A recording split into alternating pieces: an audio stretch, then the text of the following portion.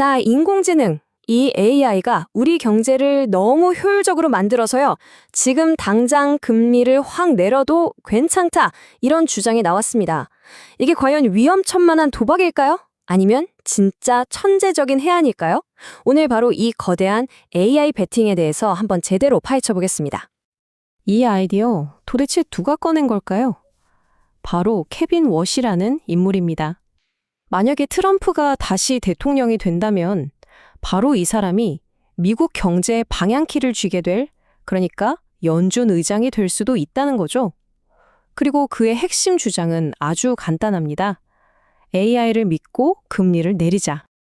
오렌 버핏은 AI를 두고 우리 평생 경험해보지 못한 수준의 생산성 혁명이라고까지 말했는데요. 이게 무슨 말이냐면 아주 쉽게 말해서 AI 덕분에 기업들이 훨씬 적은 비용으로 훨씬 더 많은 걸 만들어낼 수 있게 된다는 거예요. 그러면 어떻게 될까요? 그렇죠. 물가가 오를 걱정이 없으니까 중앙은행이 금리를 팍팍 낮춰서 경제에 활력을 불어넣을 수 있게 된다. 바로 이겁니다. 자, 그래서 오늘 저희가 살펴볼 내용은 이렇습니다. 먼저 이 AI 베팅이 도대체 뭔지, 그리고 과거에도 비슷한 사례가 있었는지, 그린스펀 플레이북을 한번 들여다볼 거고요. 그 다음엔 왜 이게 가능하다고 보는지, 또 왜 조심해야 하는지 양쪽 얘기를 다 들어보고, 마지막으로 워시 앞에 놓인 진짜 과제는 뭔지 짚어보겠습니다. 좋습니다. 첫 번째, 판돈이 아주 큰 AI 베팅. 그 이름부터 한번 시작해보죠. 이걸 경제학에서는 생산성 붐 이론이라고 부르는데요. 한번 상상해보세요. 어떤 공장에 갑자기 어마어마한 성능의 로봇이 쫙 깔려서 생산량이 2배로 늘었다고 쳐요. 그럼 굳이 물건값을 올릴 필요가 없겠죠. 오히려 가격을 내릴 수도 있을 겁니다. 바로 AI가 경제 전체에서 이 어마어마한 로봇 역할을 해서 인플레이션 걱정을 덜어준다는 거죠. 그런데 말이죠. 이렇게 과감한 베팅이 사실 이번이 처음이 아니라는 겁니다. 역사는 반복된다는 말이 있잖아요. 아주 비슷한 사례가 과거에도 있었습니다. 자, 시간을 거슬러 1990년대로 가보겠습니다. 그때는 닷컴 버블로 한참 뜨거울 때였거든요. 경제가 너무 과열될 것 같으니까 연준 위원들은 전부 이거 금리 올려야 한다고 난리였어요. 그런데 단 한 사람, 당시 의장이었던 앨런 그린스펀만 홀로 아니오를 외쳤습니다. 왜냐? 그는 아직 공식 데이터에는 잡히지 않는 거대한 변화, 바로 인터넷이 가져올 생산성 혁명을 본능적으로 직감했던 겁니다.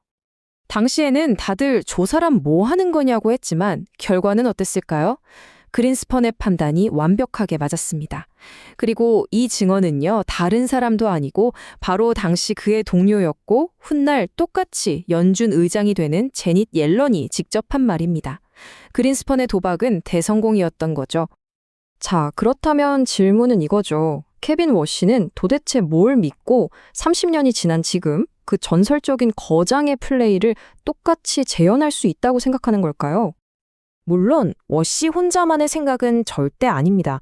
현 재무장관, 심지어 현재 연준 의장인 제롬 파월, 그리고 월갈 살아있는 전설로 불리는 투자자까지 경제계의 쟁쟁한 인물들이 AI의 잠재력에 대해 아주 낙관적인 전망을 내놓고 있거든요. 그리고 워시를 지지하는 사람들은 이런 말을 합니다. 워시는 그냥 책상에 앉아있는 경제학자랑은 다르다. 왜냐하면 그는 실리콘밸리에서 직접 기술 투자를 해왔고 스탠포드 대학 네트워크를 통해서 AI 혁명이 지금 얼마나 빠르게, 얼마나 거대하게 진행되고 있는지 그 현장을 직접 보고 있다는 거예요. 그러니까 데이터 너머의 현실을 알고 있다는 거죠. 자, 하지만 이렇게 좋은 얘기만 있는 건 아니겠죠? 많은 경제학자들이 잠깐 이건 너무 위험한 생각이다 라면서 강력하게 경고하고 있습니다. 도대체 왜 신중해야 한다고 하는 걸까요? 바로 이 화면이 핵심 딜레마를 아주 잘 보여줍니다. 왼쪽이 워시의 주장, 즉 생산성 붐 시나리오예요. AI가 공급 능력을 확 늘려서 인플레이션을 낮출 거라는 거죠. 하지만 오른쪽, 이게 바로 반대편의 걱정, 수요 거품 시나리오입니다. 지금 당장 AI에 쏟아붓는 투자, 또 주식시장의 열기가 수요를 너무 자극해서 오히려 인플레이션을 더 높일 수 있다는 겁니다. 반대하는 사람들이 지적하는 가장 날카로운 부분이 바로 이 시간차 문제입니다. 생각해보세요. AI 공장을 짓는 데 들어가는 돈은 지금 당장 시장에 풀리면서 물가를 자극하잖아요.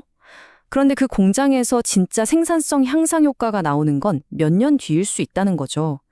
이건 뭐랄까, 다이어트 효과는 나중에 나타날 텐데 일단 지금 당장 비싼 헬스장 PT 끊느라 돈을 더 쓰는 것과 비슷한 상황인 겁니다. 이 딜레마는요, 사실 현재 연준 의장인 제롬 파월도 똑같이 겪고 있는 압박입니다. 그리고 만약 워시가 그 자리에 앉게 된다면 AI라는 미래의 희망을 보고 과감하게 금리를 내릴 것인가? 아니면 일단 눈앞에 닥친 인플레이션 위험부터 잡을 것인가? 정말 어려운 선택에 놓이게 되는 거죠. 자, 이제 케빈 워시 앞에 놓인 마지막, 그리고 어쩌면 가장 중요한 과제에 대해 이야기해 보겠습니다. 여기서 다시 1996년의 그린스펀 얘기를 꺼내야 합니다. 사람들은 그의 결정을 두고 신의 한 수 같은 직감이었다고 말하지만 그건 사실 반만 맞는 얘기입니다. 그의 직감 뒤에는요, 회의적인 동료들을 설득할 수 있었던 어마어마한 양의 데이터와 깊이 있는 분석이 있었습니다. 중앙은행은 직감만으로 움직이는 곳이 아니니까요. 지금 현재 미국의 기준금리가 이 정도 수준입니다. 지난 몇 년 동안 정말 힘들었던 그 높은 인플레이션을 잡기 위해서 연준이 필사적으로 유지하고 있는 숫자죠. 당연히 이 높은 금리는 대출 이자를 비싸게 만들고 경제 전반을 좀 둔화시키는 역할을 하고 있습니다. 하지만 트럼프 전 대통령이 원하는 금리는 파격적이죠. 1%입니다. 이건 뭘 의미하냐면 AI의 효과 같은 경제 데이터가 제대로 확인되기도 전에 연준이 엄청난 정치적 압박을 받게 될 거라는 뜻입니다. 경제 논리와 정치적 요구가 정면으로 부딪히는 순간이죠. 결국 모든 것은 이 하나의 질문으로 돌아옵니다. 앨런 그린스펀에게는 자신의 비전을 증명할 데이터가 있었습니다. 과연 케빈 워시에게도 그게 있을까요? 그의 손에 AI라는 정말 강력한 카드가 쥐어져 있는 건 분명해 보입니다. 하지만 그 카드를 언제, 어떻게, 그리고 왜 지금 써야 하는지 증명하는 것은 전적으로 그의 몫으로 남았습니다.